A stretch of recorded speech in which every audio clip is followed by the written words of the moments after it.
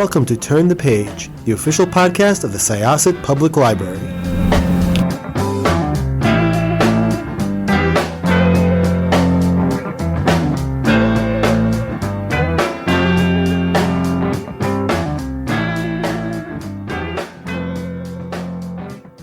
Hello, everyone. Welcome back to Turn the Page. I'm your host today, Jen, and today I am joined by the author of an absolutely riveting and fascinating memoir, and I am so excited to discuss it. So welcome to the show. Could I ask you to introduce yourself and your book, please? Yeah, hi, and I'm Glyn Vincent, and I've been a journalist for a long time. And this book is my second book. It's called Crossing, and it's about I took a in 2023 with a good friend of mine and two complete strangers, two sailors from Greece, including the captain, who went online. And the trip turned into straight into a tropical storm with near hurricane winds. So, in some respects, it's an adventure story, but on the other hand, I also explore why I was there in the middle of the ocean in a storm to begin with, and what was pushing me to go further and further out into the void, so to speak. And that took me back to family stories about crossings that my family had taken during World War I and II, so in the book, I trace what happened to them and how that affected their outlook on life and this brewing crisis in the family that comes to culminates with my parents' marriage. So really, the book is about two stories or two storms: the storm in front of me on the sea, and the invisible one within. It's an absolutely gorgeous book. It's really moving and also extremely exciting and riveting in the telling of the literal storm. Before we get into the book too much, I'd love if you could tell us a little bit about your career as a writer and what led you to this project. Yeah, sure. I started out as a playwright. In fact, I was very lucky. The first play I wrote won an award and was produced. And so I thought, oh, this is easy. And it was a small production in Cambridge, but still, I was only about 19 or 20, something like that. And so for a number of years, I wrote plays and worked in the theater and had some productions off Broadway. And I worked as a cab driver and I worked in the public school system. And then I got a job as a reporter and an editor at the United Nations for a small newspaper. But we wrote and we interviewed ambassadors, foreign ministers, sometimes heads of state. And I was writing about issues that were interesting and important, the environment, the Middle East conflict, which is still going on today, of course, and population control, democracy, authoritarianism. These were all big subjects, and I learned a lot there. And I went back to school, and I got my master's in journalism from Columbia. And then by then I had started to freelance for some publications in New York. And after I'd been at journalism school, I started writing for the New York Times, book review. I had been writing for the New York Observer back in its first incarnation. And then I wrote a book about an American painter, which did very well and which got me around to various places. And I continued to write for different places and the Paris Review, and I was at Columbia for a few years. And then in 2011, when my father died, he left me two briefcases of materials, and in which there was documents about my great grandfather, who was found as an orphan in Damascus, Syria in 1896, I believe it was. No, 1869, sorry, 1869. And he was taken by a French missionary to Alexandria and put into an orphanage there, which was run by the nuns de Vincent de Saint Paul, or Saint Paul de Vincent, and that's where my last name comes from, Vincent. Because my great grandfather didn't know anything about who his parents were or where he came. I mean, he knew he was from Damascus, but he didn't know anything else beyond that. Mm. So my father had left me, and he had left me that christening document, as well as a letter from my great grandfather that he had written describing his early life, and some letters from my grandmother about the orphan and about her life with the orphan's son, who was my grandfather. And also there were letters from my mother that my father had about from dating from the early 1950s about their relationship very early on in their marriage. And they're wonderful. It gave me great insight into their you know their relationship and what their world was like when I was approaching. And then to make a long story short, my mother also left me a lot of things when she died in 2015. And amongst which were some letters in a department store, little department store white glove box, and with a red ribbon around it that said Guy or Guy's Vacation. Guy was my father. In French, you pronounce it Guy. In American, he's Guy. But the letters inside were not from Tahiti or the Caribbean. They were from a prison in upstate New York. So here I had this, kind of trove of family history. And I set about, I thought as a good journalist, I thought, this is something I should tell. Many people encouraged me. They thought my family was unconventional and interesting. So I wrote a couple of drafts and didn't really fly. And I decided I had spent 2 years, 2 or 3 years researching and writing the drafts. And I decided to take a break from writing and pursue something, other interests I had. And my friend Eve kept goading me about sailing across the Atlantic because I had always said I was going to do that one day. And and so we did. I committed to going with him, and we found this captain online, and we set off in 2013.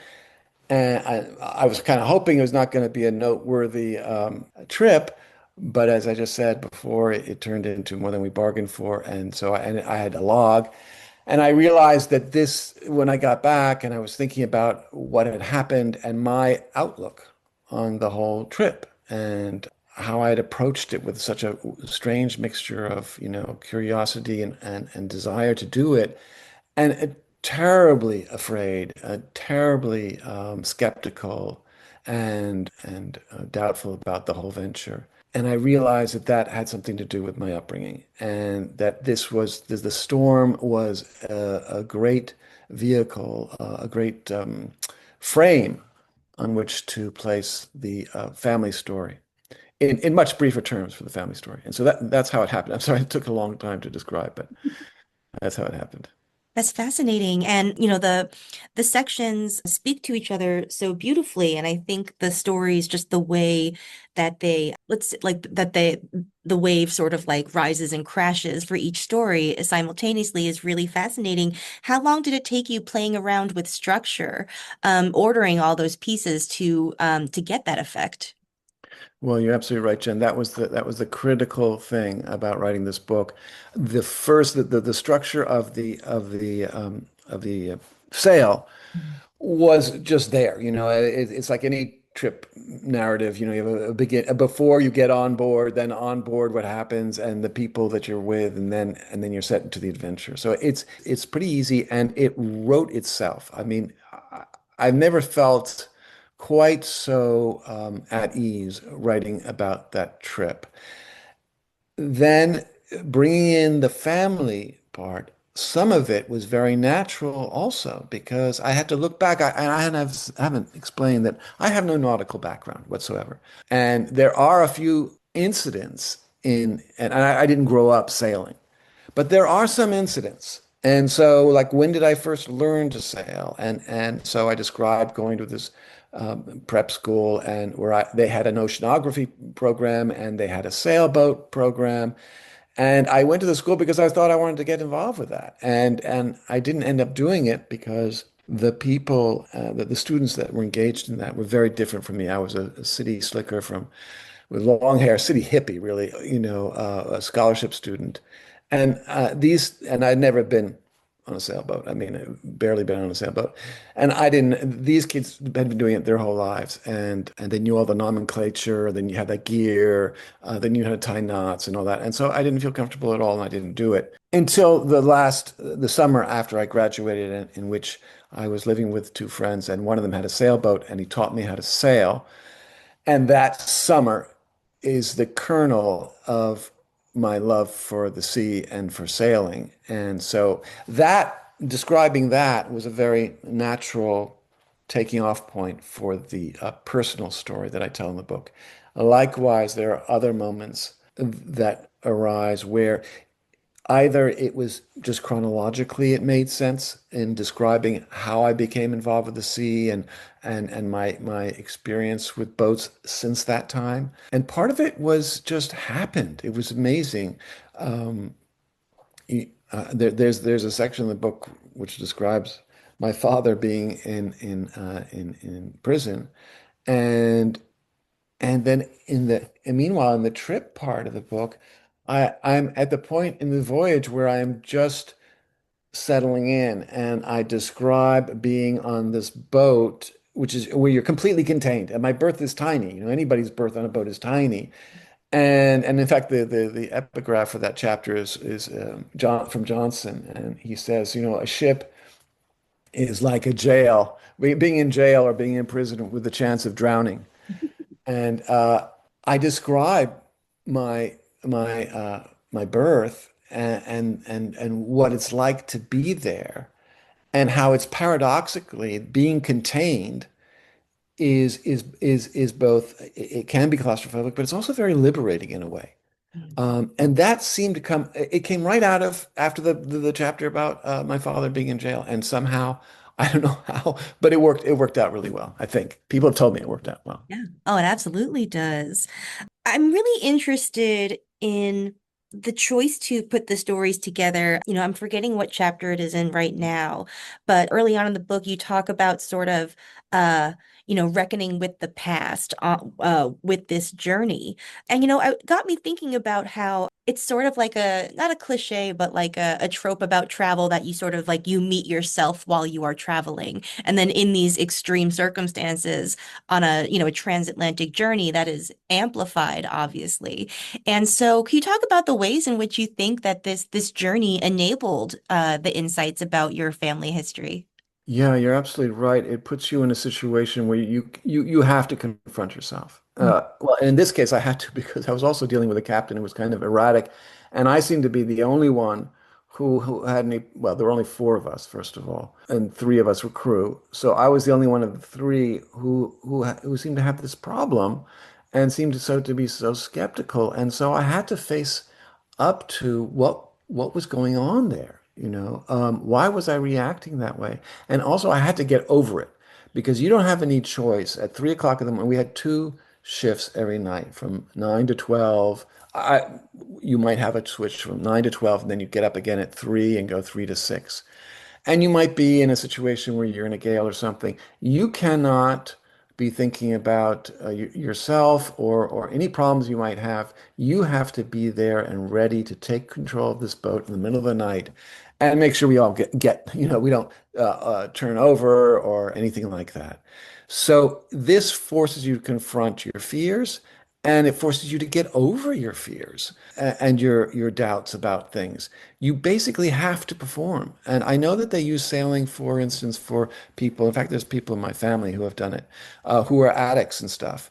And they put them on a boat. Well, first of all, you don't have it. You can't get any drugs. You can't get any alcohol and all that. But also, it's this incredibly elemental confrontation with nature and with yourself that you're referring to, and that is definitely part of the whole thing. It taught me a great deal, Jen, about patience and about not mixing up, a setback or a momentary failure or misunderstanding for something tragic and horrible and like it's doomsday or something. Does Yeah, that make any sense? absolutely makes sense. The account of the journey is absolutely fascinating, and harrowing in places. You give excerpts from the log that you kept while you were traveling. I know it hasn't been, that long, but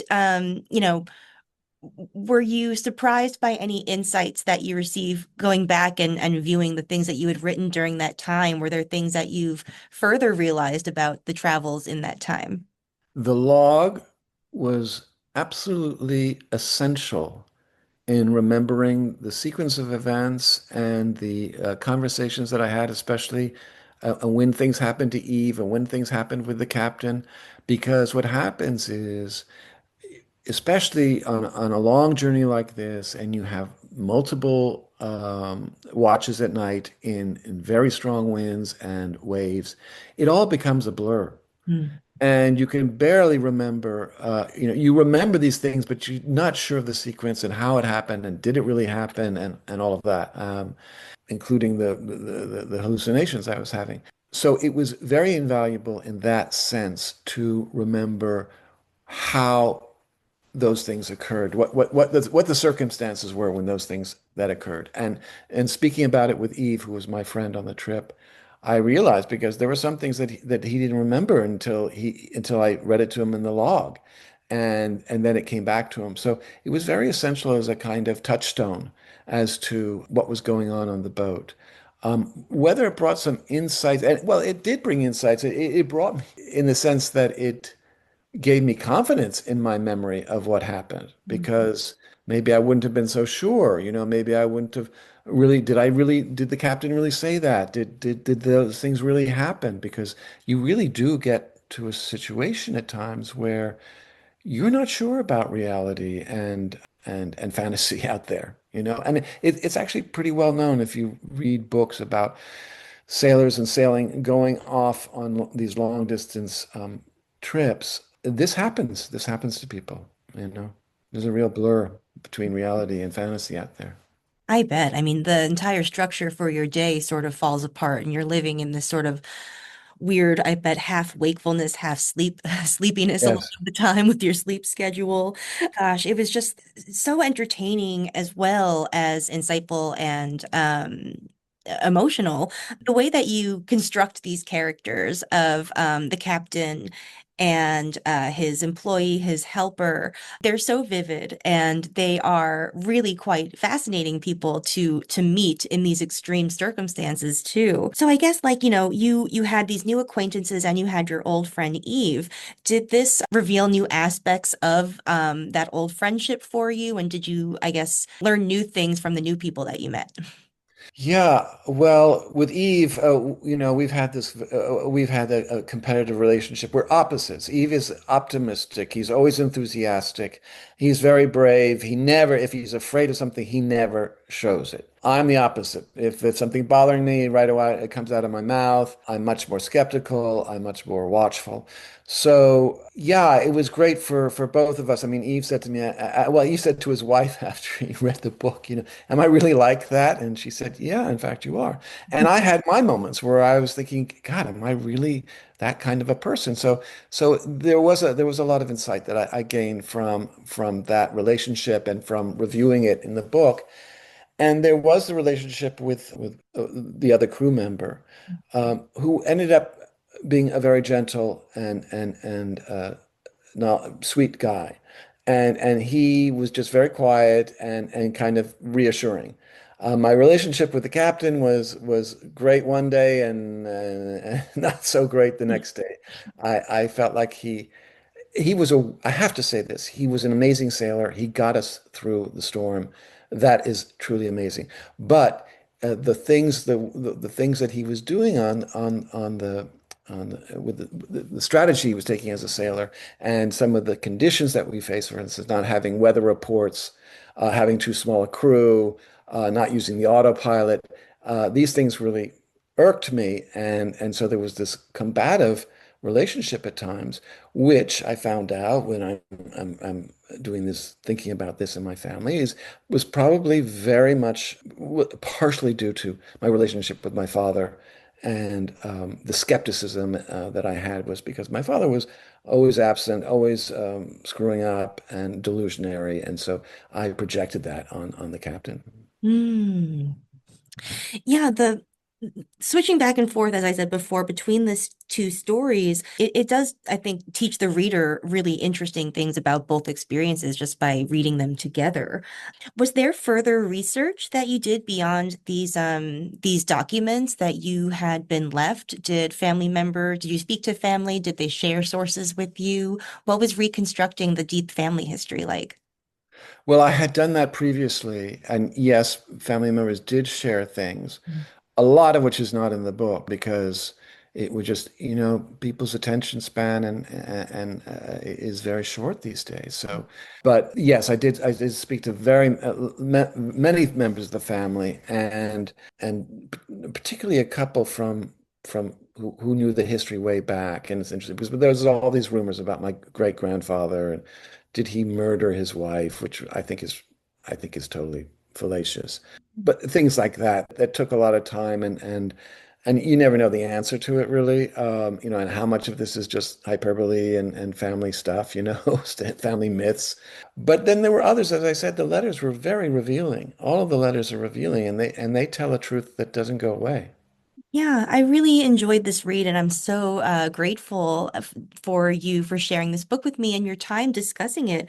What is on the horizon for you? Do you have another book in your plans? Well, first, I have a very busy summer. I'm doing a lot of events and readings throughout New England, and I'll be posting that on the schedule on glynvincent.com. So I'm going to be busy with that, and I have a number of projects, Jen, that I'm thinking about, things that I've started, and I'm looking at them now and trying to decide which one will be next. Oh, lovely. Well, Godspeed. I hope your summer is productive and yeah, have fun celebrating your book and thank you again. It's been really lovely chatting about it. Thanks so much. I enjoyed doing it. All right, listeners, now it's your turn. Please check out Crossing, a true story. By the time that you hear this, it will be out in the world. So head to your favorite bookstore or to glynvincent.com to learn more. You can also go to your library, wherever you like to go for books. Okay, it is time to close this chapter. We'll see you next time. It's time to close this chapter of Turn the Page. Join us for the next episode.